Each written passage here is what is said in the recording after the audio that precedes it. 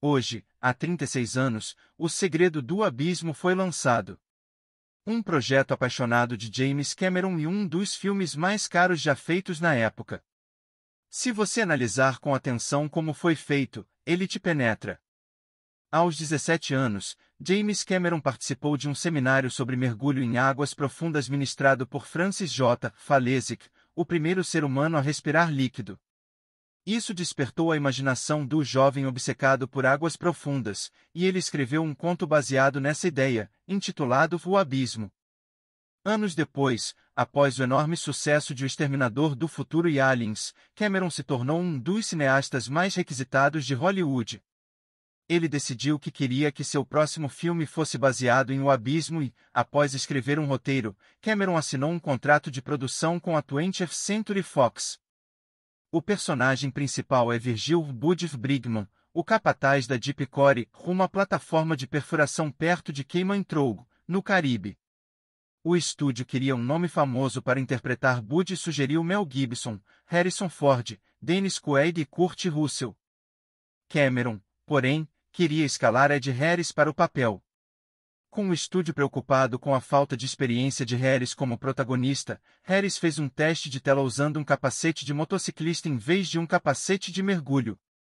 O estúdio concordou que ele era a pessoa certa para o papel, e Harris foi escalado. Com a produção notoriamente problemática de O Segredo do Abismo, mais sobre isso a seguir, Harris não gostou do tempo que passou trabalhando com Cameron. Desde então, raramente falou sobre o assunto, afirmando: "Não estou falando sobre O Segredo do Abismo e nunca falarei." Cameron baseou a protagonista feminina, doutora Lindsay Brigman, em sua esposa, e produtora do filme, Galeane Urd. Cameron quase escalou Jamie Lee Curtis, mas ela assinou contrato para Blue Steel. Kathleen Keenan e Debra Winger também teriam sido consideradas. Mary Elizabeth Mastrantonio então fez o teste. Cameron já havia ficado impressionado com suas atuações em Scarface e A Cor do Dinheiro, e ela foi escalada para interpretar Lindsay. Michael Biehn havia interpretado personagens importantes tanto em O Exterminador do Futuro quanto em Aliens, e Cameron o contratou novamente, escalando-o como Tenente Ian Coffey, da Marinha SEAL. Biehn disse mais tarde que, apesar de filmar por 5 meses, passou apenas 3 semanas atuando. A ideia de que Coffey sofre de síndrome nervosa de alta pressão, SNPA, partiu de Biehn, como forma de explicar o comportamento irracional de Coffey. Também teria sido Biehn quem teve a ideia de deixar o bigode crescer para o papel. Outros atores regulares de Cameron também aparecem. Seu parceiro de roteiro de longa data, William Vischer, interpreta o repórter Bill Tyler. Joe Farago, âncora, esteve em O Exterminador do Futuro, e Tom Isbell, repórter de Wave, apareceu mais tarde em True Lies. Cameron também escalou seu próprio irmão, Mike Cameron, para um pequeno papel. Ele interpreta um tripulante morto. Nós o vemos no submarino afundado quando um caranguejo sai de sua boca. Os membros do elenco que participaram do mergulho em águas profundas participaram de um treinamento no Caribe um mês antes do início das filmagens. Todos se tornaram mergulhadores certificados, e os atores que interpretavam os SEALs receberam treinamento militar específico. Budge e sua equipe trabalham para a Bentic Petroleum. Bentic significa nas profundezas do oceano. Petroleum é um trocadilho com a gigante da indústria petrolífera BP, que começou como British Petroleum. E o logotipo foi baseado na empresa de equipamentos de filmagem Berkey Photo. Cameron contratou o autor de ficção científica Orson Scott Card para escrever a novelização do filme. Cameron disse que o livro de Card era sua adaptação favorita de um de seus filmes. Scott, por outro lado, chamou o trabalho com Cameron de um inferno sobre rodas. Quando Coffey pega as chaves do corpo do capitão no submarino, vemos em uma etiqueta de identificação que o nome do capitão era Kretschmer. Cameron herdou o nome de Otto Kretschmer, um famoso submarinista alemão na Segunda Guerra Mundial. Para testar a respiração fluida, 5 ratos foram usados em 5 tomadas diferentes. Todos sobreviveram, mas um dos ratos morreu semanas depois, supostamente de causas naturais. Cameron teve que editar essa cena do filme após a reclamação da Associação American Humane. Como diretor de fotografia, Cameron contratou o diretor dinamarquês Mikael Salomon. No entanto, Alge Dingis foi contratado como diretor de fotografia subaquático depois que Cameron viu seu trabalho nas filmagens de The Deep, de 1977, e achou que era a filmagem subaquática mais realista que já tinha visto. Cameron planejava filmar nas Bahamas, onde o filme se passa, mas percebeu que precisava de um ambiente totalmente controlado para abrigar os enormes sets. Caçadores de locações encontraram o Gaffey Studios, uma usina nuclear desativada, na Carolina do Sul, e Cameron achou o lugar perfeito. A usina foi construída por US$ 700 milhões, mas nunca foi utilizada. Tinha 17 metros de profundidade e capacidade para 20 milhões de litros de água, tornando-se o maior tanque de água doce do mundo. Um segundo tanque, com cerca de um terço do tamanho, também era usado para a coleta de tiros. 40% das cenas de ação ao vivo foram filmadas debaixo d'água. Para simular estar a milhares de metros de profundidade e bloquear completamente a luz, Cameron colocou uma lona sobre o tanque e também filmou principalmente à noite. Mikael Salomon costumava filmar com 3 câmeras, cada uma protegida por uma caixa estanque especialmente projetada. Cameron e seu irmão, Mike, também inventaram um veículo subaquático com câmera que permitia aos operadores mover a câmera facilmente, chamava-se Sivas. A empresa de engenharia Western Space and Marine foi contratada para projetar um capacete de mergulho que não embaçasse nem obscurecesse o rosto dos atores. E eles equiparam cada capacete com microfones para fornecer um áudio perfeito que pudesse ser capturado pela câmera. Algumas imagens reais também foram usadas. No noticiário da TV, onde vemos navios americanos e russos colidindo, as imagens foram filmadas pela Força-Tarefa Britânica durante a Guerra das Malvinas.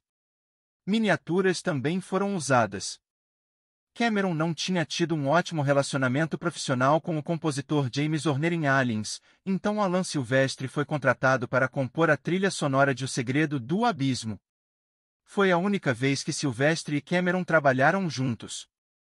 Montar os cenários dentro do tanque de água foi mais problemático do que o esperado, o que atrasou a produção.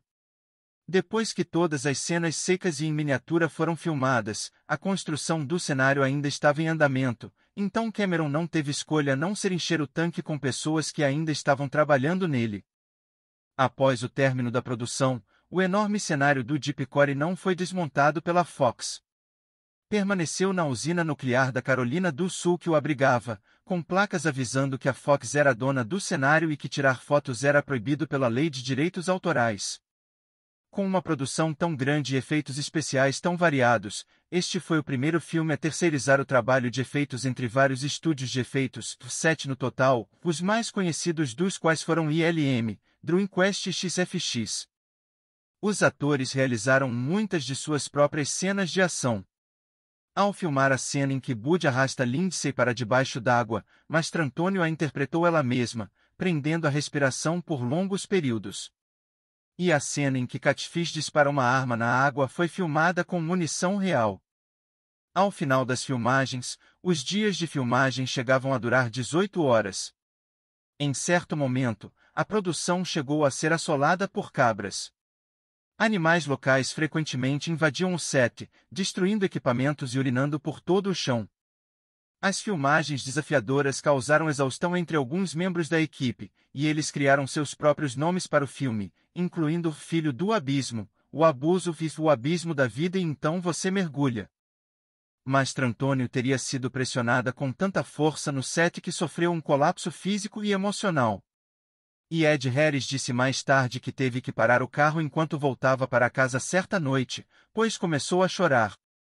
Certa vez, filmando no fundo do tanque, Cameron se viu ficando sem oxigênio. Ele nadou até a superfície o mais rápido possível, mas um mergulhador de segurança, pensando que Cameron estava tendo um ataque de pânico, o agarrou. Cameron teve que dar um soco no rosto do mergulhador para conseguir voltar à superfície. Para evitar o crescimento de bactérias na água, ambos os tanques foram fortemente clorados. Tanto que alguns membros do elenco e da equipe sofreram queimaduras na pele, e seus cabelos ficaram verdes ou brancos. A solução foi que todos que passassem tempo debaixo d'água aplicassem vaselina na pele e nos cabelos primeiro. Os mini-submarinos que exploram o grande submarino nuclear eram miniaturas criadas para o filme. Em algumas cenas, vemos os atores dentro das miniaturas, e isso foi conseguido colocando telas bem pequenas no interior. O Bentic Explorer também era uma miniatura. Era tão grande que, quando foi filmado em mar aberto, Cameron foi obrigado a registrá-lo na guarda costeira. E como a água é quase impossível de ser reduzida em escala, ventiladores foram usados para dispersá-la. Para reproduzir o efeito da respiração de fluido oxigenado de Bud, o capacete de mergulho de Harris foi preenchido com água rosa. Harris usou lentes de contato especiais para poder enxergar com mais clareza e teve que agir como se conseguisse respirar. Filmando a descida de Bud ao abismo, Harris ficou sem ar. Um mergulhador lhe deu um aparelho de respiração, mas estava cheio de água. Felizmente, Algidingues percebeu e chegou até Harris antes que ele desmaiasse. Harris ficou tão furioso que teria dado um soco em Cameron e saído do set. Durante as filmagens da cena em que Bud tenta ressuscitar Lindsay, Mastrantônio teve que levar vários tapas no peito. A primeira tomada ficou inutilizável, pois o braço de Harris bloqueou a tomada. Na segunda tomada, a câmera ficou sem filme e Mastrantônio teria saído gritando "Nós não somos animais". Quando o Catfish dá um soco no rosto de Coffey, uma única moldura branca foi adicionada ao corte no momento do impacto. Esse foi um truque que Cameron aprendeu em Aliens, onde molduras totalmente brancas eram adicionadas para aumentar o impacto dos tiros.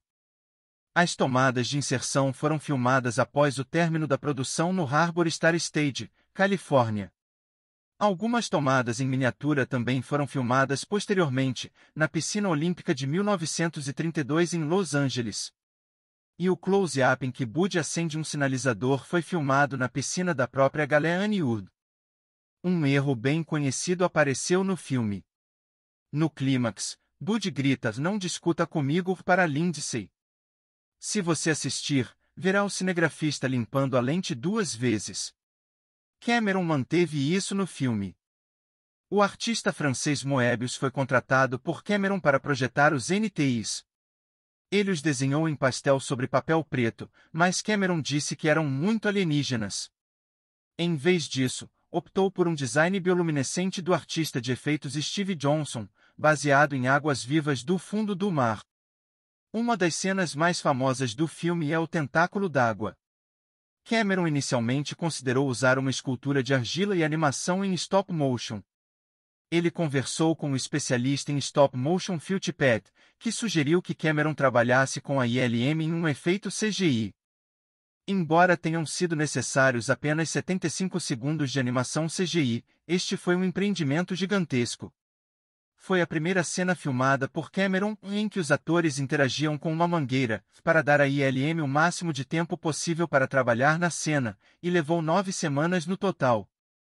A cena do pseudópode terminava originalmente com uma tomada de Ip, Todd Graff, saindo do banheiro, com a piada sendo que o único membro da equipe que acreditava em alienígenas não conseguiu vê-los. A tomada, no entanto, não entrou na versão final. O momento culminante em que a nave alienígena emerge deveria ocorrer na primavera e verão. Na verdade, foi filmado no inverno, então os atores usaram o velho truque de colocar cubos de gelo na boca para não exalar a névoa. Originalmente, o filme terminava com os NTIs enviando ondas gigantes para cada litoral da Terra para exterminar a humanidade. A ILM ainda estava trabalhando na cena quando ela foi exibida em teste e, após uma reação mista, Cameron a removeu e a adicionou de volta na edição especial. A cena final mostra Bud e Lindsay se abraçando. A cena foi filmada após o término da produção, quando Harris e Mastrantoni não estavam mais disponíveis. Portanto, Bud e Lindsay são interpretados por figurantes nesta cena. Com um orçamento enorme de 70 milhões de dólares, O Segredo do Abismo arrecadou apenas 90 milhões de dólares nas bilheterias, tornando-se o primeiro fracasso de Cameron e o único filme dirigido por ele a não estrear em primeiro lugar nas bilheterias dos Estados Unidos.